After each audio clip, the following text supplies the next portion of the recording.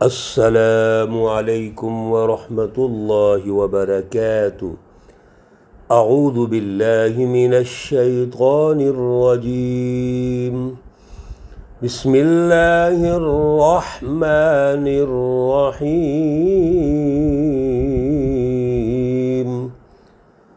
قال کلا فاذهبا بآياتنا إنا معكم مستمعون۔ صدق اللہ العلی العظیم۔ اللہم صل علی سیدنا ومولانا محمد النبی الأمی وعلى آلہ واصحابہ وبارک وسلم وصلی علیہ۔ معزز سامعین و سامعات، سورۃ الشعراء ہے، پارہ نمبر 19، آیات مقدسہ نمبر 15 تا 18 ہے۔ اللہ رب العزت ان آیات کا فہم اور شعور عطا فرمائے اور عمل کی توفیق اور صلاحیت عطا فرمائے۔ گزشتہ درس میں یہ گزارش کی تھی کہ اللہ رب العزت نے سورۃ الشعراء کے آغاز میں ہی انبیاء علیہم الصلاۃ والسلام کے منصب، ان کے مقامات اور جو اللہ نے ان کو ذمہ داریاں سونپی ہیں، اللہ نے ان کا ذکر فرمایا۔ پھر رسول اللہ صلی اللہ علیہ وسلم کا ذکر فرمایا۔ آپ نے جو جماعت کی تشکیل کی، اس تشکیل کے دائرے کچھ ذکر فرمائے، ارشاد فرمائے۔ اور پھر جب یہ رکوع شروع ہوا تو اللہ رب العزت نے حضرت موسیٰ علیہ السلام کا ذکر فرمایا، اور اس میں دو باتیں بڑی اہم اللہ نے رہنمائی ارشاد فرمائی۔ ایک تو اللہ رب العزت نے موسیٰ علیہ السلام کو یہ فرمایا کہ جاؤ قوم ظالم قوم کی طرف۔ اس لیے ہمیں اس بات کو یہیں سمجھ لینا چاہیے کہ جو بھی قوم ظالم ہوگی وہی قوم اللہ کے عذاب سے دوچار ہوگی۔ ظلم اصل میں اللہ کا مقابلہ ہے۔ قوم کو غلام بنانا، ان کی آزادی چھیننا، ان کے حقوق چھیننا، یہ ظلم ہے، غلامی کا نظام ہے۔ اللہ اس کو کبھی بھی برداشت نہیں کر سکتے۔ تو یہ کیا فرمایا اللہ نے کہ ظالم قوم کی طرف جاؤ، اور وہ ظالم قوم کون سی ہے؟ وہ قوم فرعون، وہ فرعون کی قوم ہے۔ فرعون کی قوم یعنی اس کی وہ پارٹی جو حکمران پارٹی ہے، اشرافیہ ہے، ان کو اللہ کا ڈر نہیں ہے۔ چنانچہ حضرت موسیٰ علیہ السلام اللہ کے حکم کی پیروی کرتے ہوئے، اطاعت کرتے ہوئے اب وہ جانا چاہتے ہیں، لیکن یہاں ایک درخواست کی موسیٰ علیہ السلام نے، اور وہ یہ تھی کہ میں اکیلا ہوں، میں مقابلے کے لیے تو جا رہا ہوں، تو وہ مجھے جھٹلائیں گے اور مجھے پریشان کریں گے، لہذا میرے ساتھ میرے بھائی ہارون کو بھیج دیجیے۔ اللہ نے آپ کی بات تسلیم فرمائی۔ حضرت موسیٰ علیہ السلام کی دعا اور درخواست قبول ہوئی تو حضرت ہارون علیہ السلام کو ساتھ بھیج دیا۔ اب حضرت موسیٰ علیہ السلام یہ فرماتے ہیں کہ مجھے ڈر ہے کہ میرے اوپر ایک گناہ ہے، وہ مجھے قتل نہ کر دیں۔ اللہ رب العزت چونکہ اشعاروں میں بات فرماتے ہیں، بعض جگہ کچھ تفصیل ہوتی ہے اور اکثر جگہ پر بنیادی اصول و ضوابط ہوتے ہیں۔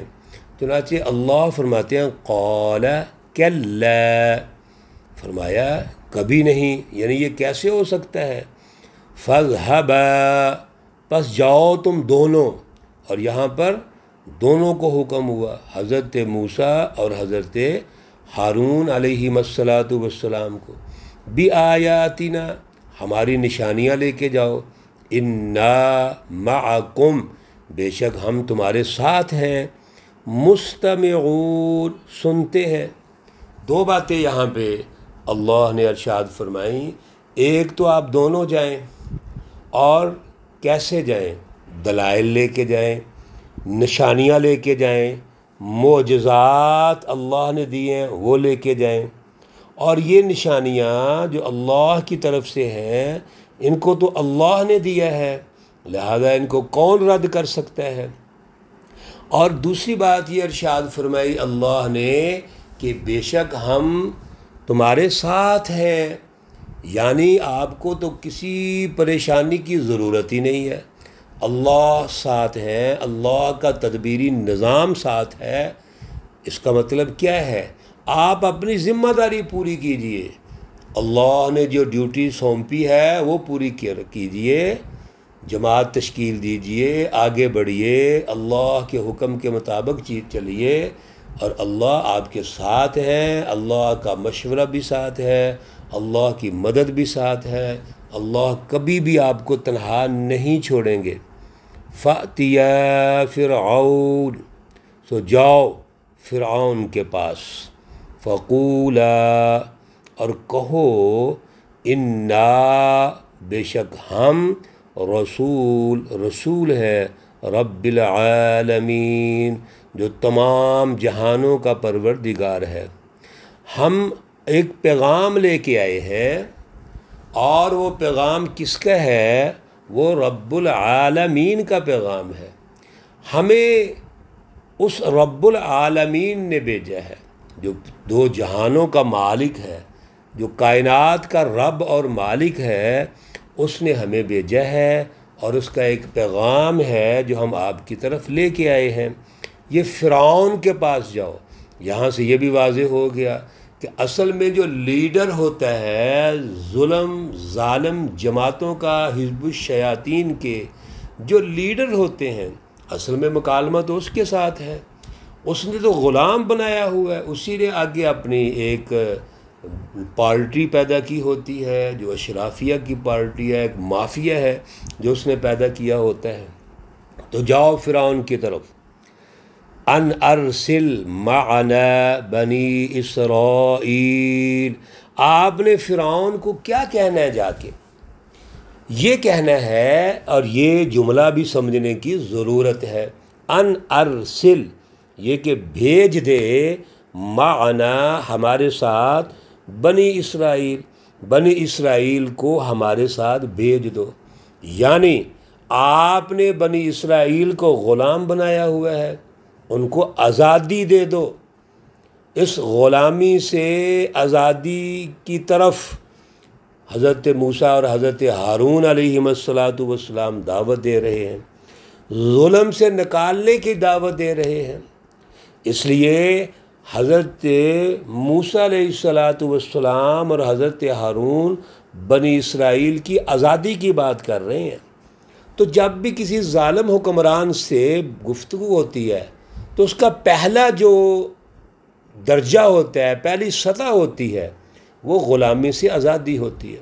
میرے عزیزو یاد رکھو، کوئی بھی قوم اگر غلام ہے اور اپنی غلامی میں رہتے ہوئے کمپرومائز کر کے ظالم سسٹم سے چلے گی تو وہ تو کبھی کامیاب نہیں ہو سکتی۔ لہذا پہلے غلامی سے آزادی ہے، اور یہی مطالبہ ہے حضرت موسیٰ اور ہارون علیہ السلام کا۔ بنی اسرائیل جو قوم ہے، اس کا اصل وطن تو حضرت ابراہیم علیہ السلام کے زمانے سے ملک شام تھا۔ پھر حضرت یعقوب علیہ السلام، جو بنی اسرائیل کے سے آغاز ہوتا ہے، بنی اسرائیل اولاد یعقوب ہے، یہ کنعان میں ہیں اور وہاں پر زندگی بسر کر رہے ہیں۔ حضرت یوسف علیہ السلام جب بادشاہ مصر بنتے ہیں اور پھر ملاقات ہوتی ہے حضرت یعقوب اور بھائیوں کی، وہ پورا سورہ یوسف میں واقعہ آپ احباب سن چکے ہیں۔ حضرت یوسف علیہ السلام کی وجہ سے یہ مصر آ گئے، اور ایک مدت گزاری، تقریباً 200 سال کا یہ دور ہے، اور اب اللہ رب العزت ان کو پھر ملک شام میں بلانا چاہتے ہیں اور فرعون کی غلامی سے نکالنا چاہتے ہیں۔ فرعون نے بنی اسرائیل کو نہ صرف غلام بنایا ہوا تھا بلکہ جانوروں سے بدتر زندگی کی ہوئی تھی اور بہت ظلم کرتا تھا۔ اس کے مظالم قرآن پاک میں مختلف جگہوں پر اللہ رب العزت نے ارشاد فرمائے ہیں۔ تو یہ آزادی کا مطالبہ ہے، ظلم سے نکالنے کا مطالبہ ہے۔ قال الم نربک فینا ولیدا ولبست فینا من عمرک سنین۔ ذرا فرعون کا جواب سنیے میرے عزیزو، توجہ کیجئے۔ فرعون اس بات کو سمجھنے کی بجائے آگے سے فوراً ایک دلیل پیش کرتا ہے، اور اس کے پیچھے اس کا تکبر ہے، خود غرضی اور لالچ ہے۔ تو کہتے ہیں الم نربک فینا ولیدا، کیا نہیں پالا ہم نے تجھے اپنے اندر ایک لڑکا سا؟ جب چھوٹا سا تو لڑکا تھا، بچہ تھا، تو تجھ کو میں نے پالا، ہمارے گھر میں آپ نے پرورش کی، بڑے ناز و نعم کے ساتھ آپ کو پالا پوسا، بڑا کیا، پرورش کی، کھانے پینے کی سامان دیے، سب کچھ دیا۔